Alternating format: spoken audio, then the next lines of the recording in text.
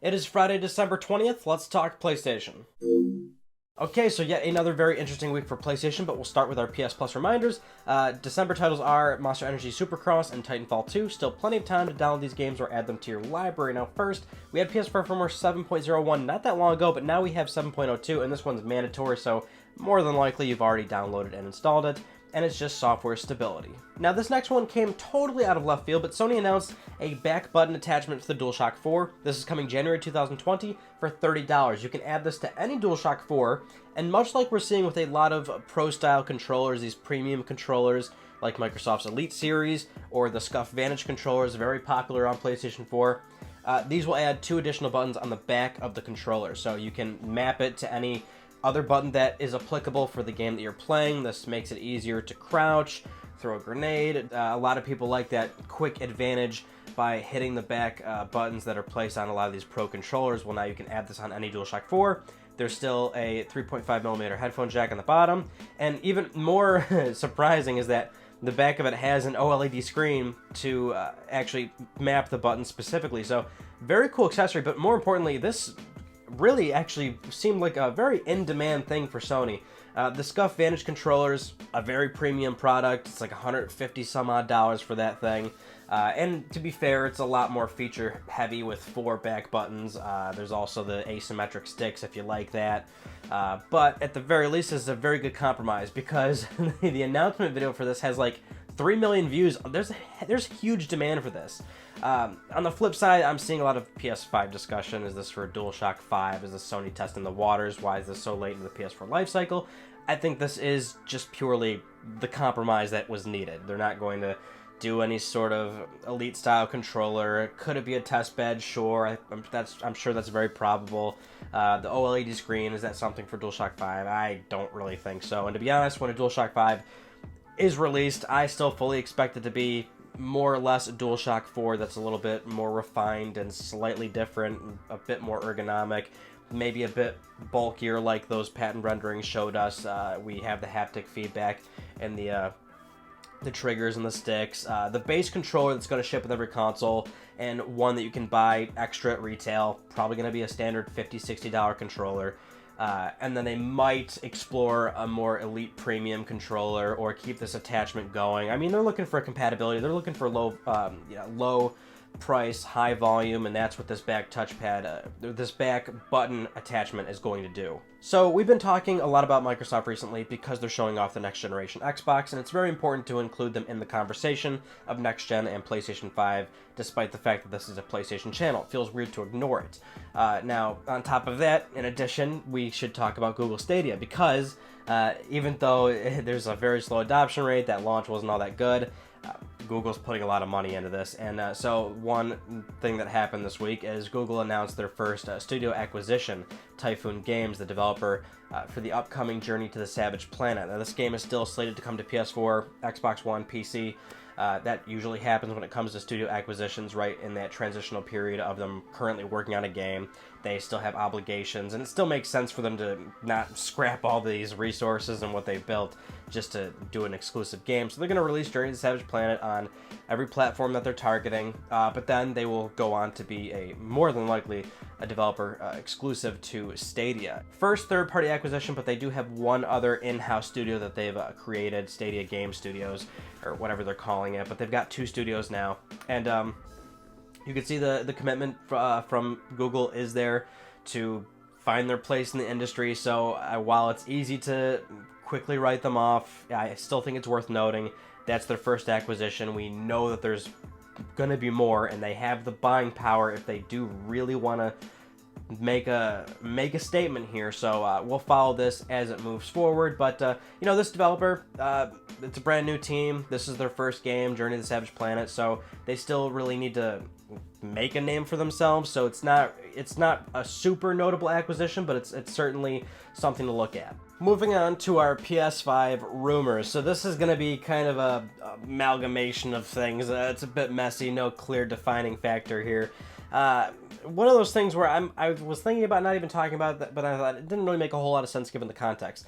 So it's just a bunch of PS5 rumors. We're going to go over them in a second. The context here is that we've been following so many PS5 rumors for a while now. We talk about ones from Pastebin or from Reddit or Twitter. Well, a lot of the times, I mean, that stuff, you can't really trace it. It's take it with a grain of salt type of thing.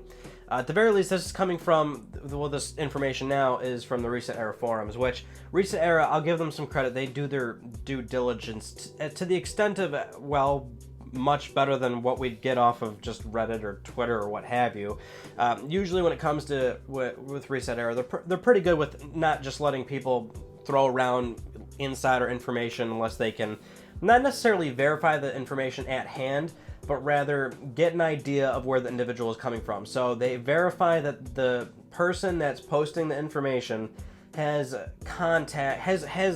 the possibility of knowing the information, whether it's because they do have employment status or they know somebody who is employed and that is able to be verified, right?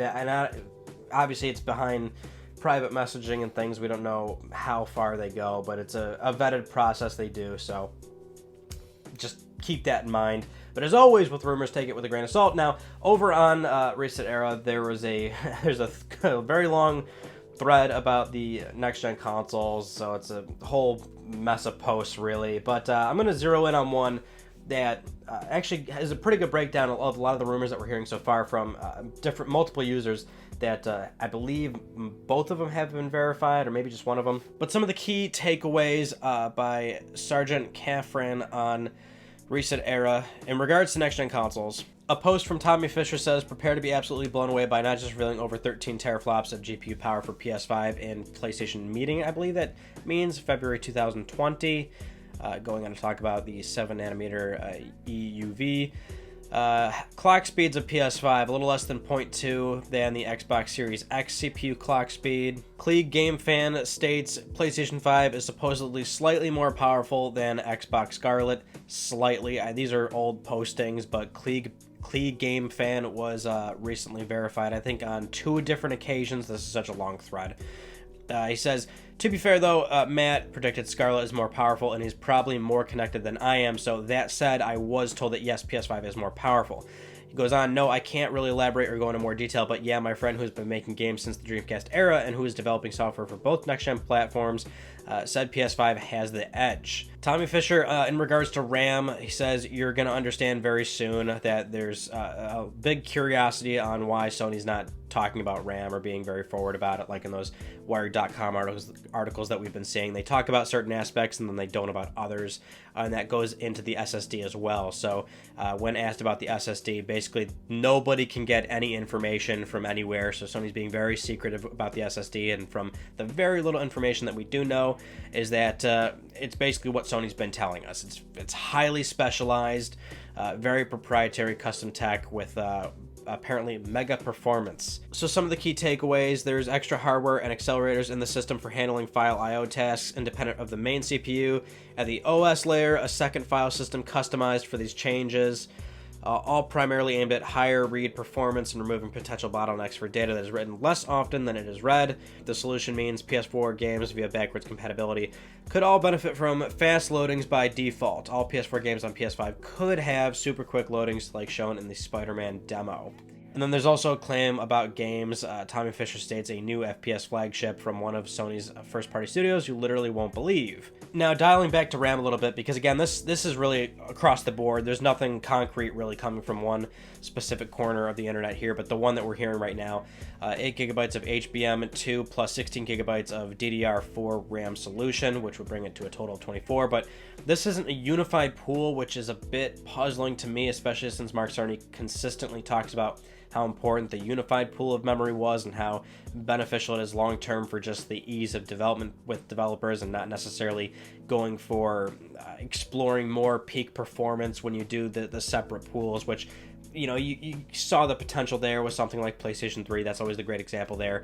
But ease of development is seems, well, it was a key driving stone of PS4 success, so I can't imagine that they would do this again on PlayStation 5 where they walk away from unified memory. But we did have one rumor a while ago, and I don't think I talked about it on Let's Talk PlayStation, so I apologize for that, but it was either on Pastebin or Reddit regarding that Sony got a very good deal on HBM2 RAM. So that's where we're seeing a lot of that come from right now. But that, again, Sony's not talking about the RAM. They're not talking about the certain aspects of the SSD, just that it's a highly specialized SSD. So those are some of the highlights of that thread. The rest of it is either speculation or bickering, because it's the internet and that's what it's here for.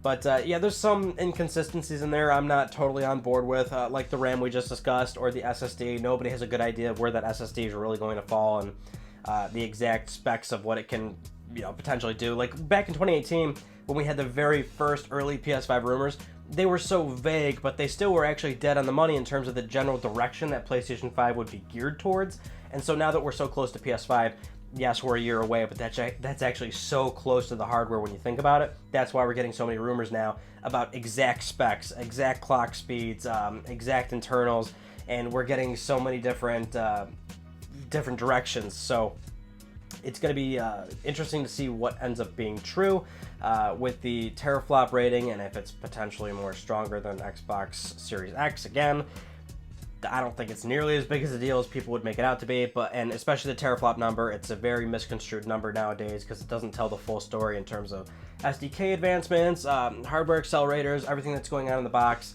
There's a lot of influencers there that aren't necessarily represented with a teraflop rating, so don't always look at that number. There's a much broader spectrum about what the system's going to do, and that's where you look at the rest of the specs and internals to draw some conclusions. And certainly the games will do a lot of the talking once we have the platform in late 2020. The first-person shooter game that is from a first-party studio, you would guess that that's probably Guerrilla Games' second first-person shooter that they're working on alongside Horizon Zero Dawn 2. These are not really secrets. They're working on Horizon Zero Dawn 2 and a unannounced first-person shooter that I think is a new IP, and in all likelihood probably is. I don't think they're going to be doing another Killzone game, but some people think it's Killzone. Would it be a launch title, though? I don't know. I think it's actually increasingly likely that they are aiming to be a launch title, if not within that first year.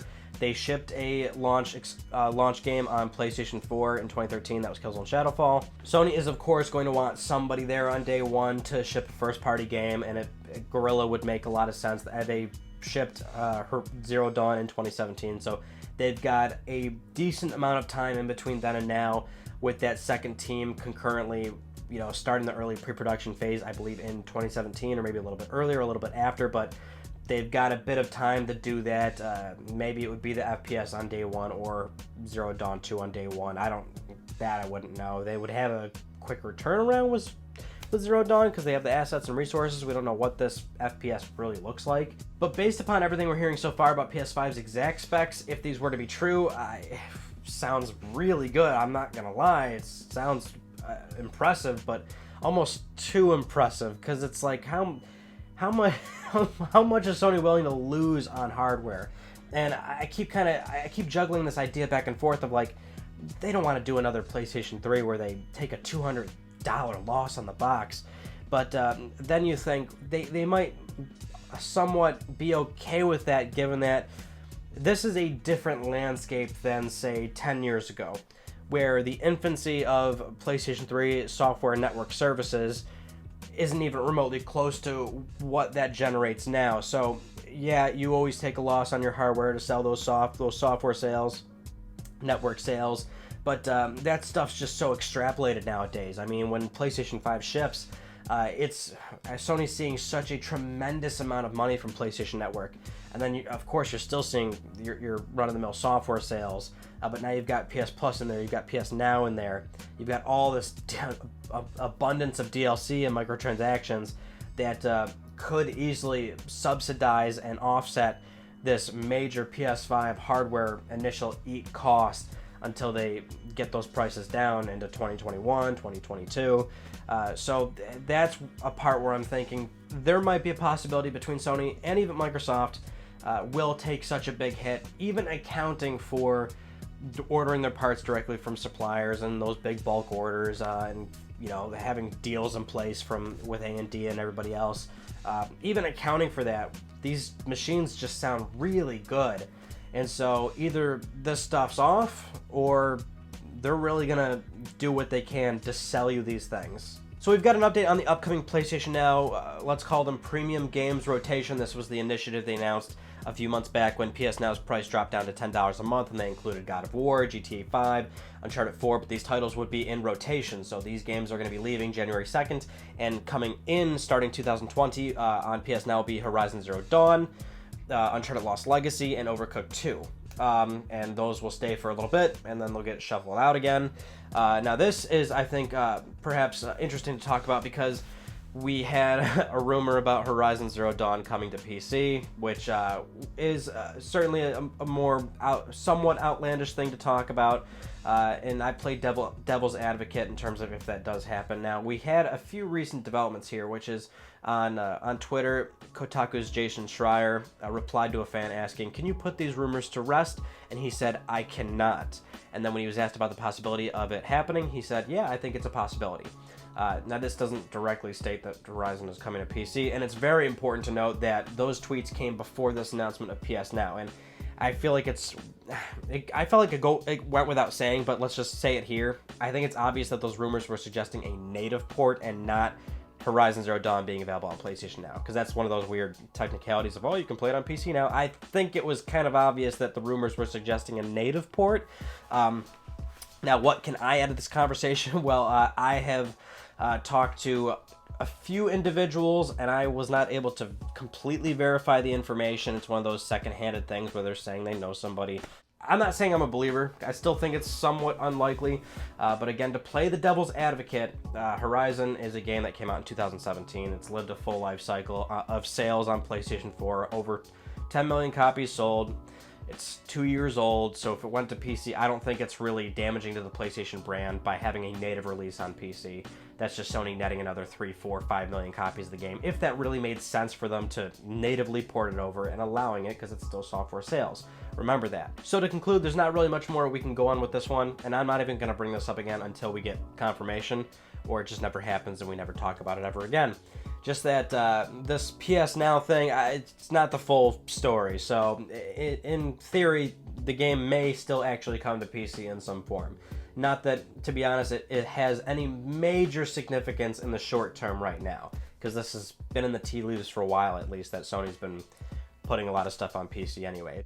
It's still 2 years old, so we know that Sony cares about their big budget IP being first and exclusive to PlayStation hardware. Now, this is a very important piece of PlayStation history, and you could have a chance to own it. The Nintendo PlayStation, pretty much the only known prototype to exist amongst 200 some odd units that were manufactured, or I guess really fabricated. It wasn't manufactured at a mass scale, but this thing, quick history lesson if you don't know, the reason why PlayStation exists is because Sony initially was going to make a PlayStation CD-ROM drive add-on for the SNES, but Nintendo backed out of the deal. So instead of Sony just, well, walking away from it, they actually were somewhat furious about this and made the PlayStation as its own hardware. And this was a Nintendo PlayStation prototype. One of the only, pretty much the only privately owned test unit out there. Terry Diebold owns this unit, and he's been taking around conventions and things like that at his own leisure, basically out of pocket.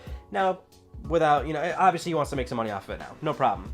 What's crazy is that he's already been offered a eye-watering $1.2 million for this thing, which is nuts. So if you have a 7-figure income, you may possibly be able to afford this thing when it goes up for auction February 2020. So he denied the 1.2, it seems, and but it's hard to value this thing. It's the only thing that we've ever really seen come to market like this. There's no other ones to compare recently sold listings or anything. So I don't know. 1.2 million seems like would actually be, I don't know if reasonable is the right word, but I don't know.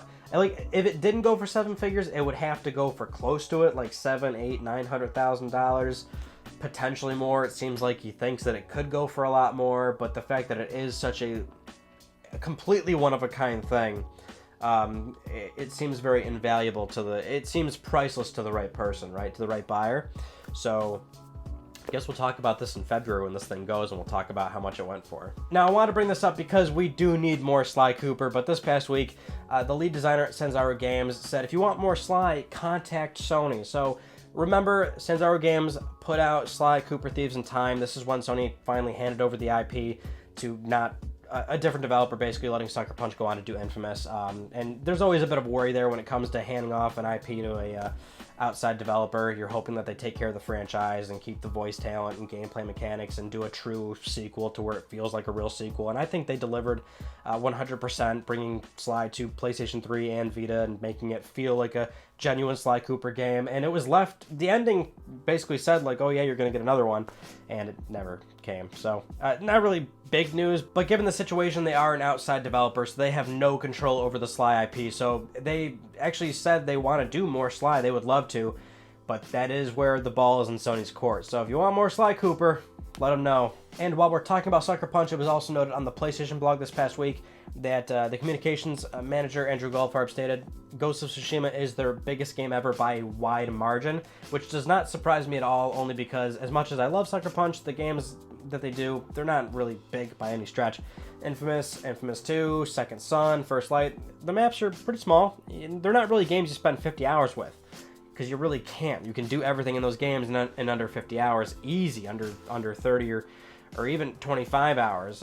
Maybe that's a little bit loose. I'm trying to remember off the top of my head, but yeah, they're not like major games. So given that Ghost of Tsushima is still open world, maybe this is going to be, there's going to be a lot more depth, more than we've seen from Sucker Punch before, which I certainly welcome.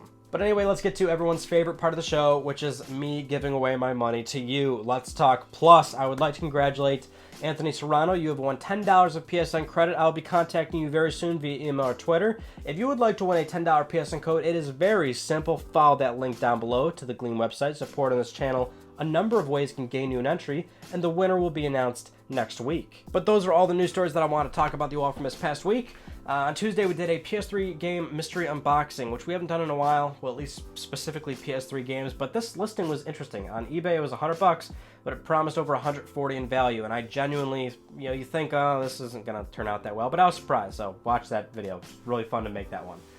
This coming Tuesday, I'm not quite sure what we'll be doing just yet. It may be our 2020 PlayStation predictions, just only because not really a whole lot going on news-wise. That's always the good place to fit it in, and the year's pretty much almost over, so that's going to be a really fun discussion, I guarantee you that, and I'll let you all know what goes on, but I'll see you on Tuesday for that video. That's it. That concludes this week's episode of Let's Talk PlayStation. I'm Ryan Badecki. Thank you all so much for talking with me, and I will see you all next Friday.